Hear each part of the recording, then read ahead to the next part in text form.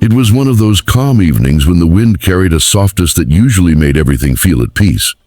The Dawson family had just returned from a short trip to the countryside, their laughter echoing through the front yard as they unloaded the car. Everything seemed perfect, the sunset painting the sky gold, the smell of pine trees drifting across the lawn, and the family's loyal dog Max wagging his tail with excitement. But as they reached the porch, something changed.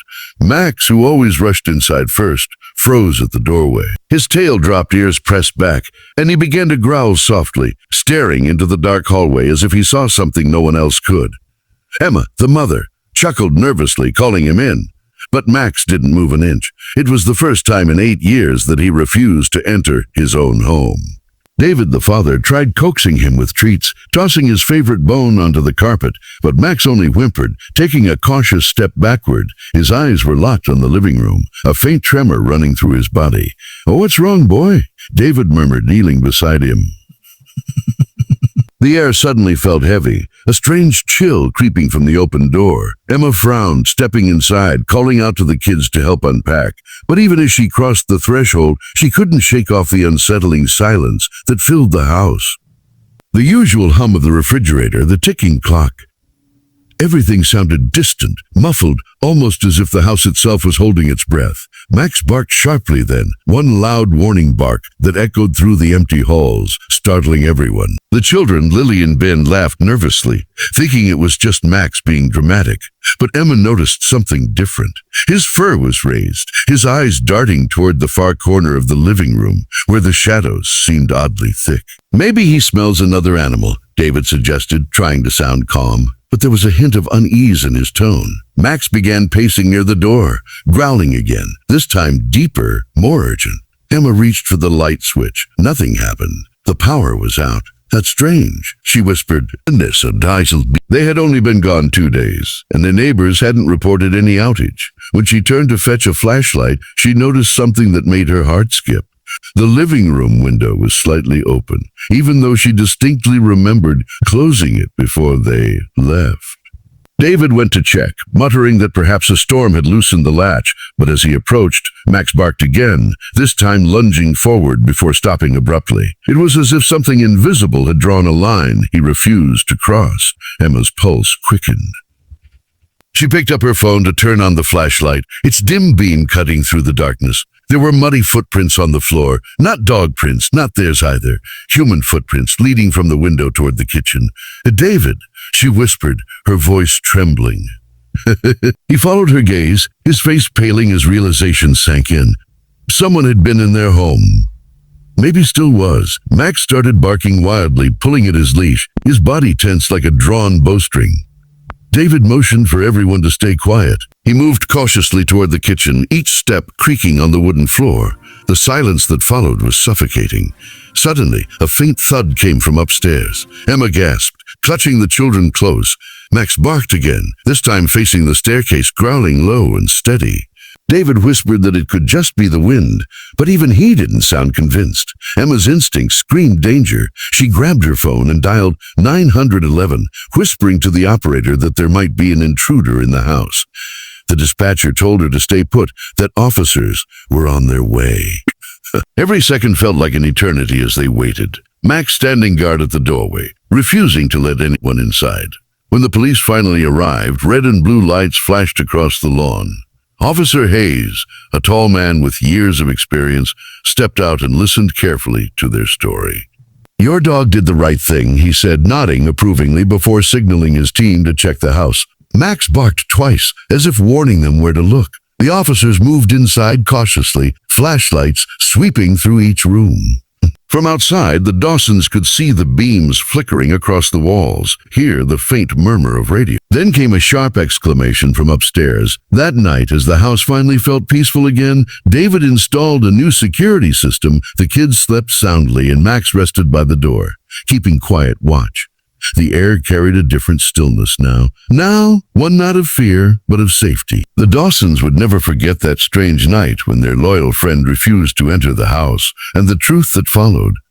Because sometimes the bravest hearts don't speak at all. They simply act when it matters most. The morning after the discovery, the Dawson house felt different. quieter, almost sacred. Every creak of the floorboard made Emma flinch. The sunlight that once spilled warmly through the curtains now seemed cold and suspicious. David walked from room to room, trying to pretend things were normal, but every shadow felt alive, every sound a warning.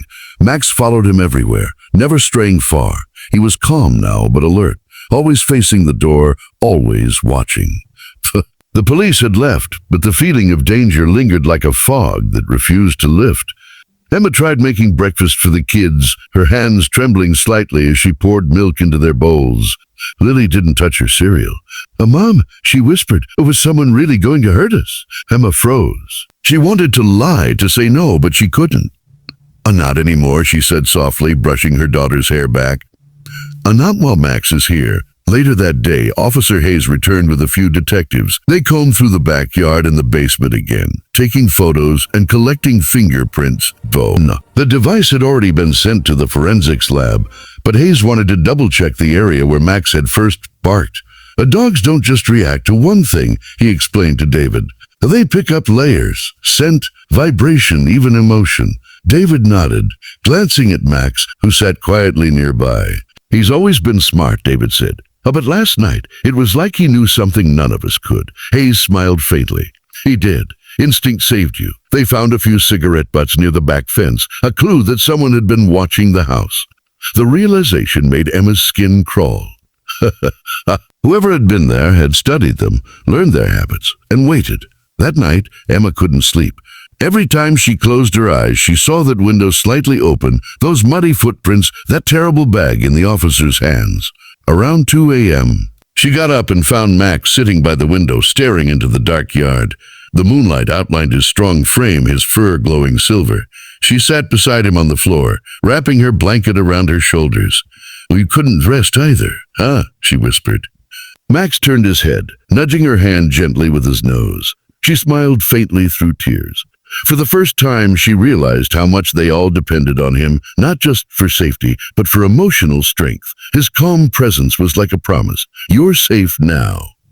The following day, the police returned with news. The fingerprints matched a man named Roger Kane, a wanted fugitive connected to several burglaries across neighboring towns. But what shocked everyone was what the investigators believed. Kane hadn't just been stealing. He'd been targeting specific homes with patterns, families that traveled often, that owned valuables, and that lived far from neighbors. He had chosen the Dawsons perfectly. "He must have been inside the night before you left," Hayes explained. "Probably hid in the attic, waiting for you to go." He'd planned to use that device as a distraction if someone found him. Emma's stomach turned. David clenched his fists, anger and fear twisting inside him. "And if Max hadn't stopped us," his voice trailed off. No one wanted to finish that thought. Over the next few days, the Dawsons tried to rebuild their sense of normalcy. Neighbors visited with flowers and casseroles, offering sympathy and shock. Max became somewhat of a local legend. Kids from the block brought him treats and handmade cards that said, "A thank you, Hero Max."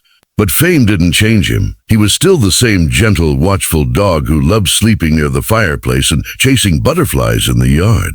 Yet sometimes, when the house was quiet, he would still lift his head suddenly, ears perked, eyes sharp, as if listening to something far away. Emma began to trust his instincts more than any alarm system. If Max was calm, they were safe. If he wasn't, something was wrong. A week later, the Dawsons received a call from Officer Hayes. They had caught Roger Kane. He had been found in a cabin 2 towns over, still carrying tools and stolen items. When they arrested him, he reportedly muttered something chilling. That dog ruined everything. Hearing that sent a shiver down Emma's spine. Even now, Kane's words made her realize just how aware he had been of Max, and how much danger they'd truly been in. Hayes visited that evening to inform them personally and to return a few of their belongings recovered from Kane's hideout. Among them was an old photograph of the family, taken from their living room wall. The thought of a stranger touching their memories felt like a violation deeper than theft, but Hayes said something that stuck with her. "You were lucky. Most people ignore the first sign their dog gives them." You didn't. That night, David sat with Emma on the porch while Max lay at their feet. The crickets chirped softly in the grass. "You know," David said after a long pause. "I keep thinking about how many times I took him for granted, how many times I told him to stop barking when he probably had a reason." Emma smiled faintly. "He forgave you already," she said. "He's that kind of soul." Max wagged his tail lazily, his head resting between his paws. The stars above shimmered quietly, and for the first time in days, peace felt real again. They didn't talk much after that. They didn't need to. Some bonds speak louder in silence. Months passed, and the story of Max spread far beyond their little town. Animal rescue centers used his story to raise awareness about canine intelligence. Reporters came to interview the family, and one evening they even appeared on a local TV segment titled The Dog Who Saved a Family from the Unseen. But for the Dawsons, the spotlight didn't matter. What mattered was that they had their lives, and their trust in the dog who had refused to walk into danger. Emma often looked at the photo now framed above the fireplace. Max sitting proudly with his family, the sunlight soft on his fur. It wasn't just a picture. It was a reminder that love sometimes takes the form of a warning bark. As time went on, Max grew older. His muzzle began to gray, his steps a little slower, but his spirit never dimmed. Every evening he'd still patrol the house, circling each room before lying down to sleep. And though years had passed since that night, Emma could still recall every detail. The fear, the relief, the gratitude. She often told the story to her children, who were now teenagers, reminding them that courage isn't about size or words. It's about heart. Lily, who had been terrified back then, was now training to become a veterinarian, inspired by Max's loyalty. Ben often said he wanted to write a book about him one day, titled Of the Dog Who Knew, and whenever anyone asked Emma what she thought truly saved them that night, she would smile softly and say, "A guardian with 4 paws and a golden heart." Because heroes don't always wear badges or capes. Sometimes they simply refuse to take one more step into the darkness until the danger is gone. Years slipped quietly through the Dawson household, like pages turning in a book that had once been filled with fear, but was now lined with peace. Max had grown older, his golden fur now dusted with silver, his once powerful strides gentler, but his eyes still burned with the same loyal fire that had once saved his family. The children, now grown, never forgot that night. They spoke of it often, not with fear anymore, but with awe. The night their dog refused to enter the house, and in doing so, changed their lives forever. Emma often found herself standing by the same doorway where Max had once stopped, remembering the tremor in his body, the deep growl that had been more than fear. It had been a warning born of love. She'd whisper sometimes into silence, "You saved us, boy," and she could almost feel his tail brush against her leg, even when he was nowhere near. Time has a way of softening memories, but not all of them. Some remain etched like carvings on the soul. When Lily went away to college, she kept a photo of Max in her dorm, telling her friends how he had been the bravest soul she ever met. Ben, too, wrote his first short story about that night, winning a regional writing contest. The story was titled When the Dog Wouldn't Go In. It began as a childhood memory, but ended as a testament to trust. Every award, every moment of pride, they credited to the lesson Max had given them. Listen to love, even when it comes in the form of silence and a single bark. Years later, when Max began to slow down, Emma and David noticed he spent more time sitting near the porch, the same spot where they had all waited for the police that night. Sometimes he would stare at the horizon as if guarding something invisible. It wasn't just habit. It was his way of saying, "I'm still watching."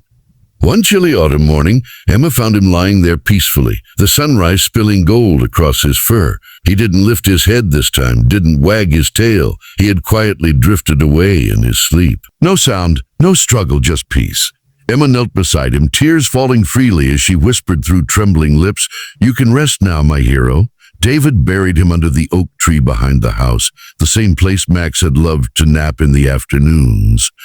They placed his collar on a stone marker that read, "Max, our protector, our friend, our family." In the weeks that followed, the house felt empty in a way that silence couldn't explain. Emma would still hear phantom footsteps on the porch, the faint jingle of a collar, the echo of claws on the floor. Grief doesn't leave all at once. It lingers, curling itself around every familiar corner. But alongside that ache came gratitude, deep, humbling gratitude for the years they had shared. The children came home for the weekend to honor him. Lily brought flowers, and Ben read aloud a poem he'd written. Some angels bark instead of sing. They laughed and cried together, remembering his playful quirks. One evening months later, Emma sat on the porch with a cup of tea, watching the sun set behind the oak tree. She swore she could hear faint barking from the distance, carried on the wind. She smiled softly, feeling a calm she hadn't felt in months. The fear that had once invaded their home years ago had turned into a story of faith in instinct and loyalty, in the unspoken bond between a family and their dog. David joined her, wrapping an arm around her shoulders. "He's still watching," he said quietly. Emma nodded. "He always will." Years rolled by. The Dawson children grew, married, and had families of their own. Every time they visited the old house, their kids would run to the oak tree, where a small bronze plaque now glistened under the sunlight. It had been updated with a line Ben had written. "He refused to walk into danger, so we could walk into life." The next generation grew up hearing about Max, not as a legend, but as family. They learned that courage could wear fur, that love could growl in warning, and that sometimes the smallest hesitation could be the bravest act in the world. When the Dawsons finally decided to move to a quieter place by the lake, Emma had one request: that Max's stone be moved with them. "He's part of us," she told David. "This house may have been our shelter, but he was our safety." They reburied the stone beneath a new tree near their lakeside cabin, where sunsets painted the sky in the same golden hue as Max's fur. Every evening as the water shimmered in the fading light, Emma felt a familiar comfort, as though somewhere beyond the veil of time, Max still stood watch. On the 10th anniversary of that night, the Dawsons invited Officer Hayes, now retired, to dinner. He smiled as he stepped through the door, looking around at the photos on the walls. "Still can't believe it's been 10 years, he said, his voice soft with nostalgia. "I've seen a lot in my career, but that dog, he had something rare." Emma nodded. He had love," she replied. Hayes smiled, his eyes misting slightly. "That's rarer than courage sometimes." They toasted to Max that night, their laughter echoing through the house, not in sorrow, but in celebration. Years later, when Emma herself grew old, she often sat by the lake, telling her grandchildren stories about Max, the brave dog who once refused to enter a house because he knew something no one else did. The children would listen with wide eyes, clutching the little bronze tag that once hung from his collar. "Will we ever see him again?" one of them asked one evening. Emma smiled gently. "You see him every time you choose kindness, every time you choose kindness, every time you listen to your heart before fear." That's how heroes live on. And when Emma passed away peacefully many years later, her family buried her ashes beside Max's resting place under the same oak tree by the lake. The plaque now bore two names, Emma Dawson and Max. Above it, Ben added one final line from his mother's journal. "He refused to enter the darkness and led us into the light."